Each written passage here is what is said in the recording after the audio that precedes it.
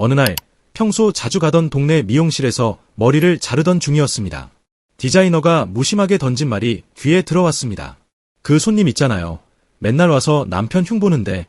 알고 보니 남편 회사 사람들도 여기 다녀요. 순간 소름이 돋았습니다. 그 사람은 아무 의도 없이 일상의 불만을 이야기했겠지만 이미 소문은 걷잡을 수 없이 번지고 있었습니다. 문제는 말한 사람은 그 사실을 전혀 모르고 있다는 겁니다. 사생활은 내가 꺼내는 순간 더 이상 내 것이 아니게 됩니다. 한국 사회는 인간관계의 밀도가 매우 높은 구조를 가지고 있습니다. 회사, 학교, 동네, 가족, 지인들이 엮여있는 연결망 속에서 우리는 자주 말합니다. 가까운 사람한테는 이 정도는 말해도 되지 않을까? 라는 생각으로 시작된 사소한 이야기들이 예상치 못한 방향으로 흘러가곤 합니다. 사생활 공유는 일종의 노출이고 그 노출이 반복될수록 내 통제권은 사라지고 결국 타인의 해석 속에서 내가 만들어집니다.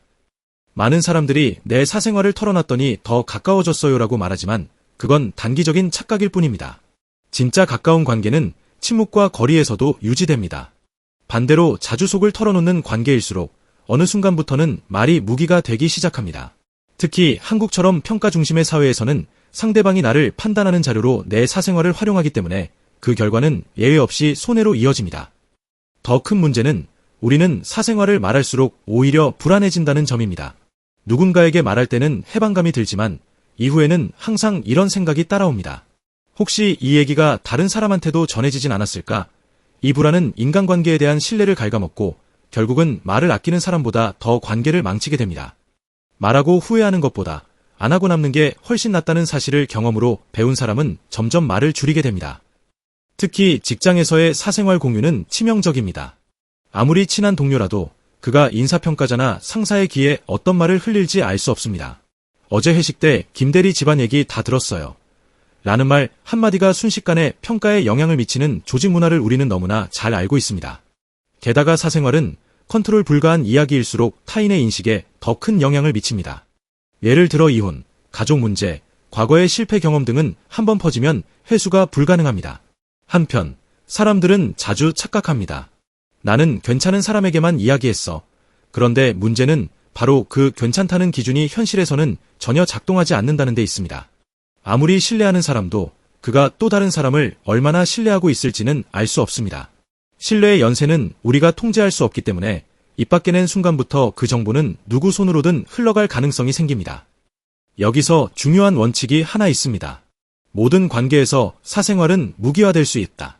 이 원칙을 잊지 않는다면 무심코 꺼냈던 이야기로 인해 나중에 억울한 상황에 처할 일도 줄어듭니다.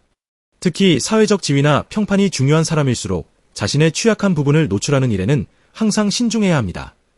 아무리 인간적인 분위기 속에서도 말을 아끼는 사람에게는 누가 함부로 굴지 못합니다. 사생활을 말하지 않는다고 해서 관계가 얕아진다고 생각하는 사람도 있습니다. 하지만 실제로는 그 반대입니다. 경계가 분명한 관계는 오래갑니다. 무례한 질문에 단호하게 선을 긋는 사람, 자신을 쉽게 노출하지 않는 사람은 오히려 존중받습니다. 반면 누구에게나 속마음을 쉽게 꺼내는 사람은 일시적인 친밀감은 얻을 수 있어도 장기적으로는 신뢰를 잃습니다. 쉽게 말한 이야기는 쉽게 무시되고 쉽게 퍼집니다. 또 하나 짚고 넘어가야 할 부분은 온라인 공간입니다. 요즘은 SNS나 단톡방, 유튜브 댓글 같은 곳에서 사생활을 은근히 노출하는 경우가 많습니다. 익명인데 어때라는 생각으로 툭툭 던진 말들이 결국 현실 세계의 관계에 영향을 미칩니다.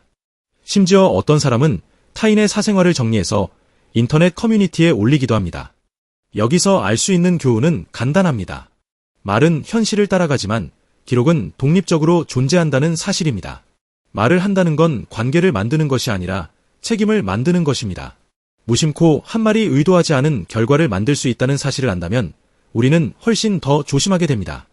입을 닫는다는 건 감정을 억누르거나 세상과 단절하는 것이 아니라 내가 선택한 방식으로 나를 지키는 행동입니다. 사생활을 지킨다는 건 결국 내 삶의 주도권을 내가 다시 가져오는 일입니다. 사생활이란 내 인생의 가장 깊숙한 층위에 있는 정보입니다.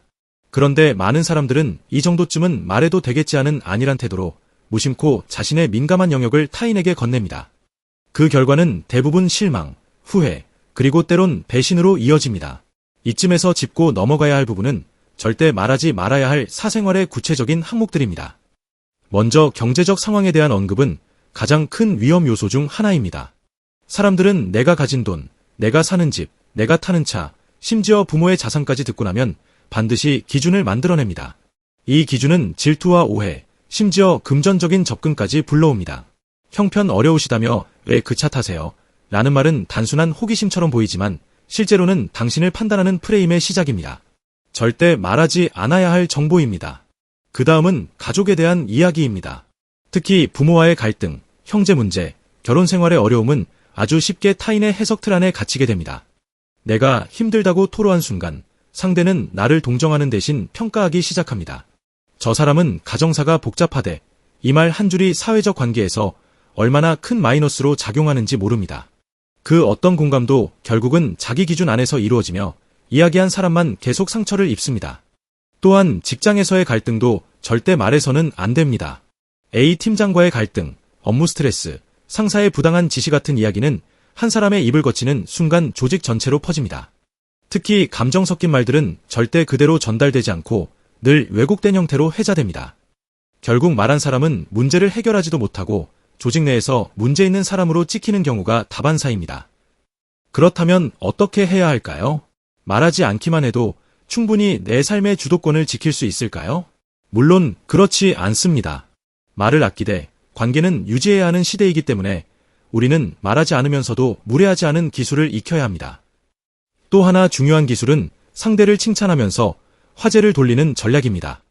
예를 들어 누군가가 나의 과거 이직 사유를 물었을 때 사실 지금 회사 얘기보다 선배님 팀 분위기가 정말 좋아 보여서 부러워요 라고 하면 자연스럽게 상대 이야기를 중심으로 대화를 전환할 수 있습니다. 이 방법은 말하지 않음을 침묵이 아니라 전환으로 포장하는 기술입니다. 우리는 점점 말이 많은 사회에서 살고 있습니다. SNS, 단톡방, 댓글, 브이로그, 인터뷰, 소셜미디어까지 모든 것이 말을 요구합니다. 하지만 그럴수록 무엇을 말하지 않을 것인가에 대한 기준이 더 중요해집니다. 침묵은 어쩌면 가장 강력한 커뮤니케이션일지도 모릅니다. 사생활을 지키는 사람만이 진짜 자기 삶의 주인이 될 수 있습니다. 자신을 지키고 싶다면 말하는 습관부터 바꾸어야 합니다. 관계를 지키고 싶다면 말하지 않는 용기부터 배워야 합니다. 단 한마디의 사적인 말이 평생의 이미지를 결정할 수도 있습니다. 오늘부터 무엇을 말할지가 아니라 무엇을 말하지 않을지를 먼저 고민해 보시기 바랍니다. 이 영상이 도움이 되셨다면 구독과 좋아요 부탁드립니다. 당신의 말 한마디가 당신의 삶을 결정짓습니다. 감사합니다.